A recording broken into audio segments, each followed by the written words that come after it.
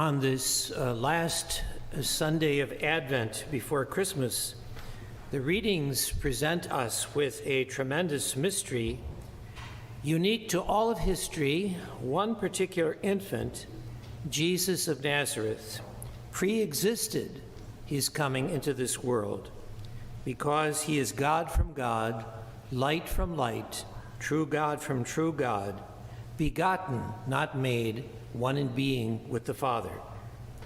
And one of us, Mary of Nazareth, bone of our bone, flesh of our flesh, became his mother, the mother of God in the flesh. At Christmas, the Church looks at this human mother and divine child as one indivisible mystery of redemption and of love. We must never forget that Christmas would not be possible without the mother. It is not God's way to force himself on us, because God is love, and love does not force itself on other persons. To use an image from Scripture, God stands at the door and knocks, and he needs a welcoming hello, a receptive yes to enter in.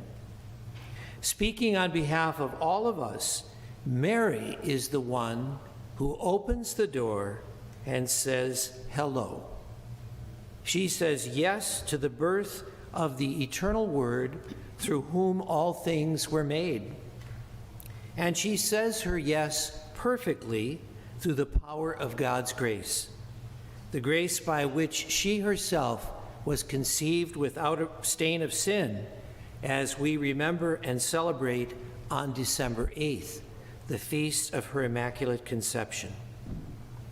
My brothers and sisters, if we truly understand what the Church is, namely those who say yes to God, then we can understand Mary's true greatness. Before there were any apostles or a Bible, before there was baptism and the Mass, before there was any congregation, Mary, body and soul, was the Church.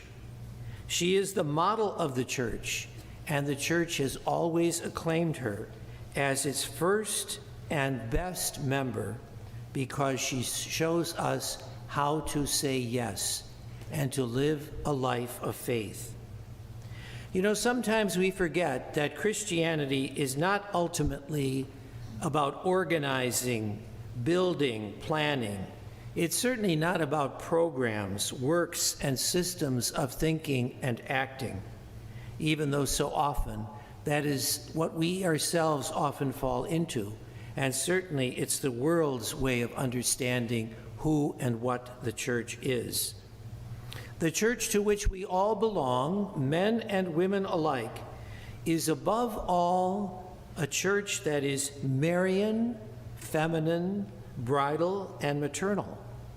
You know, it's never Holy Father Church, but always Holy Mother Church, precisely because our spiritual mission as creatures is to speak a bridal yes to God like Mary, and to bring Christ spiritually to birth. Christ, the bridegroom of his bridal church. In today's gospel, St. Joseph follows Mary's lead, and he enters through the door of obedience and faith that she has opened. Righteous man that he is, Joseph too says yes, despite his misgivings and the risk to his honor in the eyes of the world. If Christ is the door, as he himself tells us, Mary and then Joseph are the first to pass through. We too are invited to pass through that door, not just the doors of this beautiful church, but the doors of faith and obedience to God. In every circumstance of life, especially moments that are frightening, perplexing, discouraging, troubling, we're called to the obedience of faith. It's not a word that the modern world likes at all, obedience. but that is what faith is all about. When I was a parish priest long ago, one of my parishioners told me, "Father, if you want to make God laugh, tell him your plans." Mary and Joseph had plans for their lives, but God turns everything upside down for the sake of good things that we can only imagine. The fulfillment of God's plan always comes at a price. And yes, ultimately we find that it comes at the price of the cross and of the radical things that Jesus taught, the radical demands represented by chastity, poverty, and obedience. No matter what our state in life might be, we are all called to live those three things in some way. Now, you and I cooperate with that plan and best fulfill what it means to be the church when we do what Mary and Joseph did. When we say yes to God with all our hearts and souls, when we give birth to Christ spiritually within ourselves and for the world.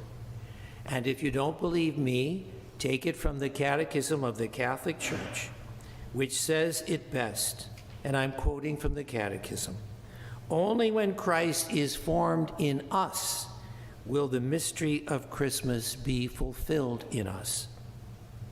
Behold, the Virgin shall conceive and bear a son, and they shall name him Emmanuel, which means God is with us." Mary replied, "Let it be done according to your word." And Joseph did as the angel of the Lord had commanded him. And us? What about you and me? May we too say yes to God in every circumstance so that we may know and live the true meaning of Christmas.